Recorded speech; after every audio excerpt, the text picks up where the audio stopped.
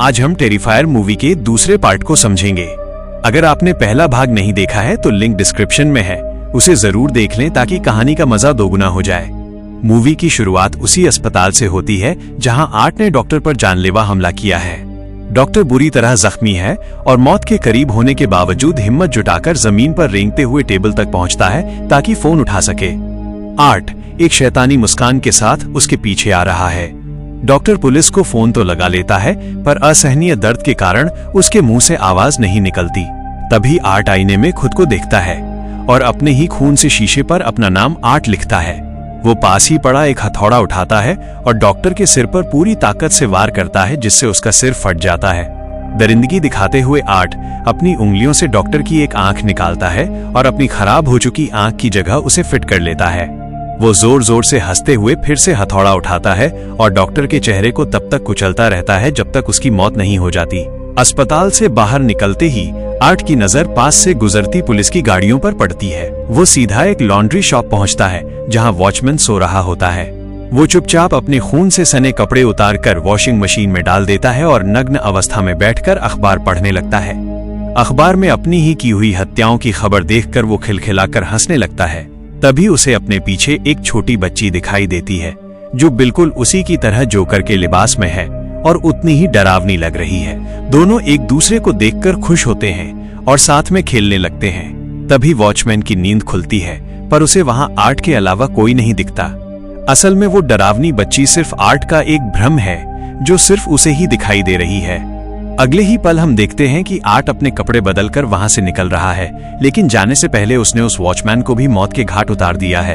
अब scene shift होता है और हमारी मुलाकात फिल्म की मुख्य किरदार सिएना से होती है। सिएना हैलोवीन पार्टी के लिए अपने हाथों से एक एंजल परी की ड्रेस तैयार कर रही है। अगले दिन हैलोवीन की रात है और वो उसकी तैयारियों में जुटी है। तभी हम सिएना को उसकी माँ और छोटे भाई जोनाथन के साथ डिनर टेबल पर देखते हैं। बातों बातों में जोनाथन बताता है कि इस बार वो हैलोवीन पर आर्ट द क्लाउन का कॉस्ट्यूम पहनने वाला है।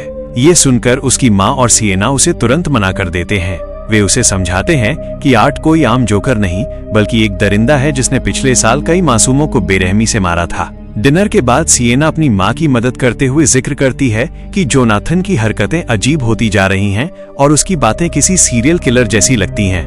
उधर जोनाथन अपने कमरे में छिपकर इंटरनेट पर आर्ट और उसके शिकार हुए लोगों के बारे में गहराई से रिसर्च कर रहा होता है। रात को सिएना अपने कमरे में टीवी देखते देखते सो जाती है। नींद में उसे एक डरावना सपना आता है जहां वो खुद को उसी टीवी शो के अंदर एक छोटी बच्ची के लिबास में पाती है। वहां एक अजीब सा विज्ञापन चल रहा है जिसमें एक बच्चा आर्ट क्रिस्पीज नाम का ब्रेकफास्ट खा रहा है, पर उस कटोरे में अनाज नहीं बल्कि कांच के टुकड़े और जिंदा कॉकरोच भरे हैं। तभी वहां आर्ट की एंट्री होती है। लोग उसे देखकर खुश होते हैं और वो सबको तोहफे बांटने लगता है। जब वो सिएना को जबरदस्ती एक गिफ्ट थमाता है और सिएना उसे खोलती है तो अंदर एक इंसान का धड़कता हुआ दिल देखकर उसकी रूह कांप जाती है। अचानक आर्ट अपनी गन निकालता है और अंधाधुंध फायरिंग शुरू कर देता है। सिएना को भी गोली लगती है पर वो बच जाती है। जैसे ही आर्ट उसे जिंदा जलाने की कोशिश करता है, सिएना पास रखे बॉक्स से एक जादुई तलवार निकाल लेती है जो उसे आग से बचा लेती है। घबराहट में सिएना की आंख खुलती है तो वो दंग रह जाती है क्योंकि हकीकत में उसकी एंजल ड्रेस में आग लगी हुई थी। तभी उसकी माँ फायर एक्सटिंग्विशर लेकर आती है और आग को बुझाती है। सिएना की माँ उसे जोरदार डांट लगाती है, तुम टेबल पर मोमबत्तियां जलती छोड़कर कैसे सो सकती थी? सिएना घबराकर सफाई देती है कि उसने कोई मोमबत्ती नहीं जलाई थी। जब वो अपने कमरे में जाकर देखती है तो वो दंग रह जाती है। उसकी जादुई तलवार आग की लपटों के बीच होने के बावजूद पूरी तरह सुरक्षित थी, उस पर खरोंच तक नहीं आई थी। दूसरी तरफ आर्ट हैलोवीन की खूनी रात के लिए नए और घातक हथियार तैयार कर रहा है। वो रहस्यमयी पागल बच्ची भी उसके साथ है और टीवी पर वही पुराना इंटरव्यू देख रही है जो हमने पहले भाग की शुरुआत में देखा था। गुस्से में आर्ट टीवी पर लात मारकर उसे चकनाचूर कर देता है। कहानी अब स्कूल की ओर मुड़ती है जहां जोनाथन अपने दोस्तों के साथ एक मरे हुए चूहे की लाश से खेल रहा है। तभी उनकी क्लास टीचर आ धमकती हैं और सबको वहां से भगा देती हैं। जब जोनाथन पानी पीने के लिए हॉल में जाता है तो उसे वही अजीब बच्ची स्कूल के गलियारों में घूमती दिखती है।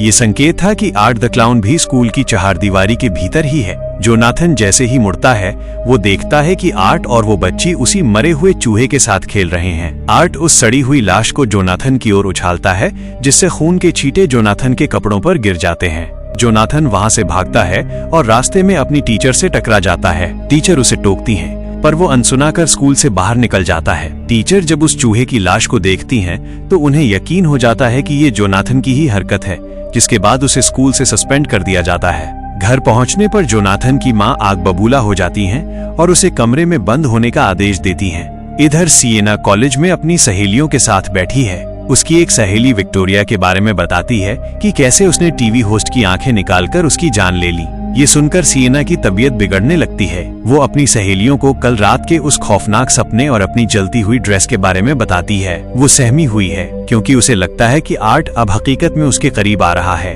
अगले दिन सिएना अपनी एक दोस्त के साथ हैलोवीन पार्टी के लिए पंख विंग्स खरीदने दुकान जाती है। तभी उसकी दोस्त का फोन आता है और नेटवर्क न होने की वजह से वो दुकान से बाहर चली जाती है।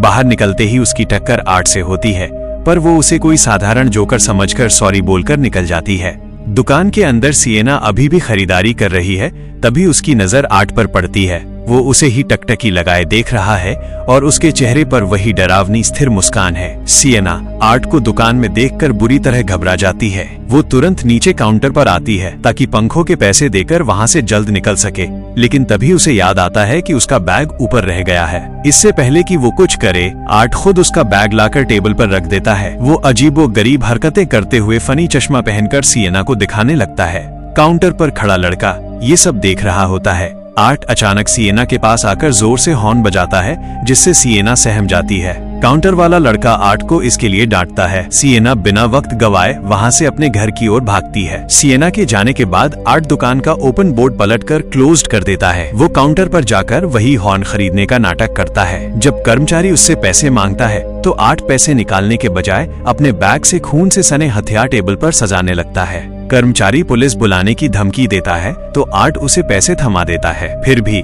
कर्मचारी का गुस्सा शांत नहीं होता। इसी बात पर आर्ट उसके सिर पर कांच की बोतल फोड़ देता है और उसे जमीन पर पटक देता है। वो बड़ी बेरहमी से उसकी आंखों में कील घुसा देता है और चाकू से उसका सिर धड़ से अलग कर देता है। घर पहुंचकर सिएना अपनी दोस्त को बताती है कि उसने दुकान में आर्ट द क्लाउन को देखा है, पर उसकी दोस्त इसे हैलोवीन का मजाक समझकर टाल देती है। सिएना जब जोनाथन के कमरे में जाती है तो जोनाथन उसे बताता है कि उसने आज स्कूल में आर्ट और उस रहस्यमयी बच्ची को देखा था। जोनाथन अपने पिता की पुरानी डायरी निकालकर सिएना को समझाता है कि वो बच्ची असल में 10 साल पहले मर चुकी है। डायरी के पन्नों पर आर्ट की तस्वीरें और उन सभी लोगों के स्केच बने थे जिन्हें आर्ट ने मारा था। दरअसल सिएना के पिता को ब्रेन ट्यूमर था, जिसकी वजह से उन्हें अजीब चीजें दिखाई देती थीं और वे जो कुछ भी कल्पना करते उसे डायरी में उतार देते थे। जोनाथन उसे आखिरी पन्ने पर बनी एक एंजल परी की तस्वीर दिखाता है, जिसके हाथ में आर्ट का कटा हुआ सिर है। जोनाथन कहता है, मुझे यकीन है कि ये एंजल तुम ही हो और तुम ही आर्ट को खत्म करोगी। सिएना उसकी बातों को वहम मानकर ठुकरा देती है और हैलोवीन पार्टी के लिए निकल जाती है। इधर सिएना की दोस्त घर पर एक बच्ची को कैंडी दे रही होती है, तभी उसकी नजर बाहर खड़ी एक रहस्यमयी काली वैन पर पड़ती है। वैन के अंदर वही मृत बच्ची बैठी होती है। वो इसे नजरअंदाज कर दरवाजा बंद कर लेती है। जैसे ही वो अपने कमरे की ओर बढ़ती है, डोरबेल बजती है। दरवाजा खोलने पर सामने आर्ट द क्लाउन खड़ा होता है। सिएना की दोस्त अनजाने में उसके खौफनाक कॉस्ट्यूम की तारीफ करने लगती है। आर्ट अपना थैला आगे बढ़ाकर कैंडी मांगता है, लेकिन सिएना की दोस्त उसे मना कर देती है। कैंडी सिर्फ बच्चों के लिए है, बड़ों के लिए नहीं। वो दरवाजा बंद कर लेती है, पर आर्ट दोबारा बेल बजाता है। सिएना की दोस्त देखती है कि वो अब भी वहीं खड़ा है और कैंडी के लिए जिद कर रहा है। वो गुस्से में कैंडी उसके मुंह पर मारती है। तभी उसकी नजर आर्ट के थैले में रखे खून से सने हथियारों पर पड़ती है। वो तुरंत दरवाजा लॉक करके अपने कमरे की ओर भागती है और खिड़की से उसे जाते हुए देखती है। वो सिएना को कॉल करती है, पर सिएना दवा खाकर सो चुकी होती है। रात गहराते ही सिएना जागती है और हैलोवीन पार्टी के लिए तैयार होने लगती है। अब वो अपनी दोस्त को फोन करती है, पर इस बार उधर से कोई जवाब नहीं आता। सिएना की दोस्त को नीचे किचन से कुछ टूटने की आवाज सुनाई देती है। वो नीचे जाकर देखती है कि दरवाजा टूटा हुआ है और आर्ट बड़े आराम से नल से पानी पी रहा है, जैसे वो उसी का घर हो। वो एक कैंची उठाता है और सिएना की दोस्त के पीछे दौड़ता है। वो भागकर अपने कमरे में छिपने की कोशिश करती है, पर आर्ट उसे दबोच लेता है। आर्ट सबसे पहले उसके चेहरे पर एक गहरा कट मारता है, जिससे उसकी आंखें भी जख्मी हो जाती हैं। फिर वो बेरहमी से उसके सिर की खाल खींच लेता है। इसके बाद आर्ट जो दरिंदगी करता है वो शब्दों में बयान करना मुमकिन नहीं है। वो घावों पर मिट्टी का तेल और नमक रगड़ देता है, जिससे तड़प के मारे उसकी आवाज तक नहीं निकलती। ये मंजर वाकई दिल दहला देने वाला है। कुछ देर बाद जब सिएना की दोस्त की माँ घर लौटती हैं, तो सन्नाटा देखकर घबरा जाती हैं। किचन का टूटा दरवाजा देख वो सीधे बेटी के कमरे की ओर भागती हैं, जहाँ का नजारा देख उनकी रूह कांप जाती है। आर्ट ने उनकी बेटी के शरीर के टुकड़े टुकड़े कर दिए थे।